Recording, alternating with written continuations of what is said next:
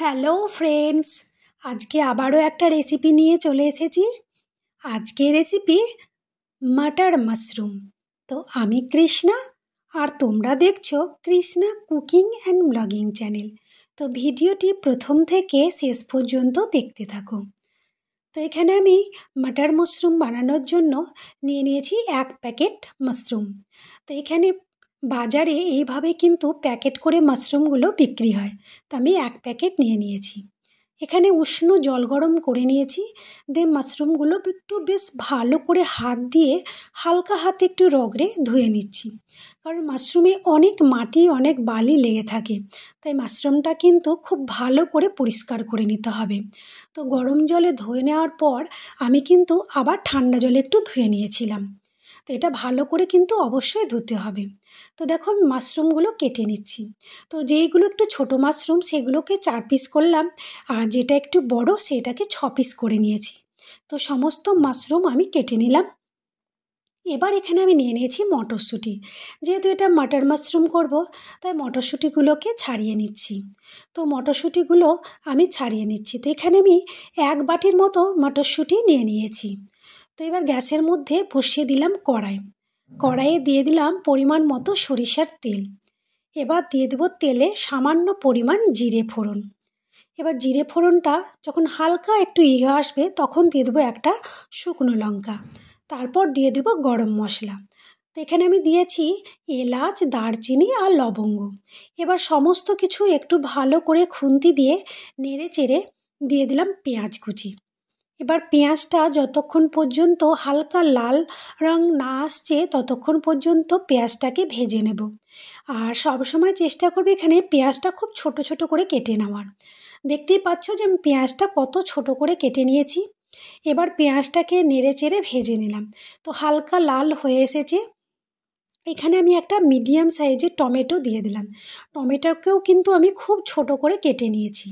তো টমেটো আর পেঁয়াজটা দিয়ে একটু নেড়ে চেড়ে যখন টমেটোটা হালকা নরম হয়ে এসেছে তখন দিয়ে দিলাম আদা, রসুন, কাঁচা লঙ্কার পেস্ট। এবার পেস্টটা দিয়ে একটু কষিয়ে নেব যতক্ষণ পর্যন্ত আদা রসুনের কাঁচা গন্ধটা চলে যাচ্ছে, ততক্ষণ পর্যন্ত একটু কষিয়ে নিতে হবে। তো দেখো আমি কষিয়ে নিয়েছি। এবার এর মধ্যে দিয়ে দেব শুকনো মশলা, জিরে গুঁড়ো, ধনে গুঁড়ো, কাশ্মীরি রেড চিলি পাউডার, স্বাদ মতো লবণ, হলুদ, আর দিয়ে দিলাম 1/2 চামচ মতো চিনি। এবার এগুলোকেও একটু নেড়ে চেড়ে কষিয়ে নেব। তারপর দিয়ে দেব অল্প জল দিয়ে এই মশলাটাকে ভালো করে কষাতে হবে। আর মশলাটা কিন্তু খুব সুন্দর করে কষিয়ে নিতে হবে। দেখো জল দিয়ে আমি মশলাটাকে বেশ ভালো করে কষিয়ে নিচ্ছি। আর এটা কিন্তু মশলাটা ঢাকা দিয়ে দিয়ে কষিয়ে নিতে হবে, তাহলে খুব সুন্দরভাবে কিন্তু মশলাটা কষানো হবে। তো মশলাটাকে একটু কষানোর পর যখন হালকা তেল ছাড়তে লেগেছে তখন মটরশুঁটিগুলো দিয়ে দিলাম। মটরশুঁটি দিয়ে এবার মশলাটাকে আবারও আমি কষিয়ে নিচ্ছি। এবার হালকা একটু জল দিয়ে দিলাম, যাতে খুব ভালোভাবে মটরশুঁটি আর মশলাটা খুব সুন্দর করে কষানো যায়। তো একটু নেড়ে চেড়ে দিয়ে দিলাম ঢাকা দিয়ে দিয়ে এটা কষিয়ে নেব, তাহলে মটরশুঁটিটা হালকা সেদ্ধ হয়ে যাবে কষাতে কষাতে। তো দেখো ঢাকা উঠিয়ে আবারও আমি ভালো করে নেড়ে দিচ্ছি। এবার হালকা নেড়ে চেড়ে দিয়ে দিলাম মাশরুম। এবার মাশরুম আর মটরশুঁটি একসাথে খুব ভালো করে কষাতে হবে, তাহলে এই কষাতে কষাতে মাশরুম আর মটরশুঁটি অল্প সেদ্ধ হয়ে যাবে। তো এবারও কিন্তু আমি ঢাকা দিয়ে দিয়েই কষিয়ে নেব।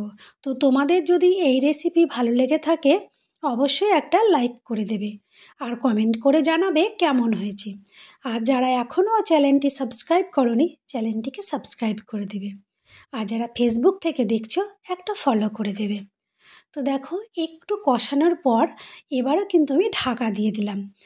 এবার ঢাকা উঠিয়ে দেখব যে কষানো কতটা হয়েছে। তো ঢাকা উঠিয়ে আবারও আমি কষিয়ে নিচ্ছি বেশ ভালো করে। আর তোমাদেরকে প্রথমেই বলেছি যে এটা ঢাকা দিয়ে দিয়ে কষাতে হবে। আর গ্যাসের হিটটা কিন্তু একদম মিডিয়ামে রেখেছি, হাই রাখলে কিন্তু পুড়ে যাবে। তো এই মিডিয়ামে রেখে ভালো করে মাশরুম আর মটরটাকে কষিয়ে নিতে হবে। তো দেখো প্রায় তেল ছাড়তে শুরু করে দিয়েছে মটর আর মাশরুম থেকে। এবার আমি ভালো করে মশলাটাকে মাশরুম আর মটরের সাথে কষিয়ে নিলাম। তারপর এবার দিয়ে দিলাম এখানে 2 চামচ মতো টক দই। তো টক দইটা কিন্তু খুব ভালো করে ফেটিয়ে দিতে হবে। তো আমি আগে থেকে টক দইটাকে খুব ভালো করে ফেটিয়ে রেখেছিলাম। আর যখন টক দইটা দেবে তখন কিন্তু গ্যাসের হিট একদম লোতে দেবে, নাহলে কিন্তু টক দই দেওয়ার সাথে সাথে ফেটে যেতে পারে। তো আমি একদম গ্যাসের হিটটা লোতে রেখে টক দইটা দিয়ে বেশ ভালো করে কষিয়ে নিলাম। একটু কষানোর পর দিয়ে দিলাম জল। এবার এটা অল্প সেদ্ধ হয়েই আছে মটরশুঁটি আর মাশরুমটা। এবার পুরোপুরি সেদ্ধ করার জন্য এখানে পরিমাণ মতো জল দিয়ে দিলাম। আর এখানে খুব বেশি জল দেব না, যেহেতু এটা একটু মানে মাখো মাখো হবে, তার জন্য এখানে পরিমাণ মতো জলটা ঠিকঠাকভাবে দিতে হবে, যাতে সব সেদ্ধ হয়ে যায় আর জলটাও প্রায় শুকিয়ে আসে। তো আমি ঢাকা উঠিয়ে দেখে নেব যে মাশরুমটা সেদ্ধ হয়েছে কিনা। তো একটা খুন্তি দিয়ে আমি একটা মাশরুমকে কেটে দেখে নিচ্ছি যে সেদ্ধ হয়েছে কিনা। তো মাশরুম সেদ্ধ হয়ে গেছে। এবার এখানে আমি দিয়ে দেব গরম মশলা গুঁড়ো, আর দিয়ে দেবো কাসুরি মেথি। আর কাসুরি মেথিটা যখন দেব তখন হাতে একটু বেশ ভালো করে 2 হাতে একটু ঘষে নেব, তারপর দিয়ে দেব। তো দেখো কালারটা কতটা সুন্দর এসেছে। আর এই রেসিপিটা খেতে এতটাই সুন্দর হয় যে ভাত, রুটি, পরোটা সব কিছুর সাথে কিন্তু অসাধারণ লাগে খেতে। তো আজকে তৈরি হয়ে গেল মাটার মাশরুম। কালারটা দেখো বন্ধুরা যে কতটা সুন্দর এসেছে। আর দেখো একদম মাখো মাখো হয়ে গেছে, পুরো গ্রেভিটা কিন্তু একদম মাশরুম আর মটরশুঁটির গায়ে একদম মেখে গেছে। তো তোমাদের এই রেসিপি কেমন লাগলো অবশ্যই কমেন্ট করে জানাবে। তো আজকের মতো ভিডিওটা এখানেই শেষ করলাম। ফিরে আসবো নতুন একটি ভিডিও নিয়ে। বাই।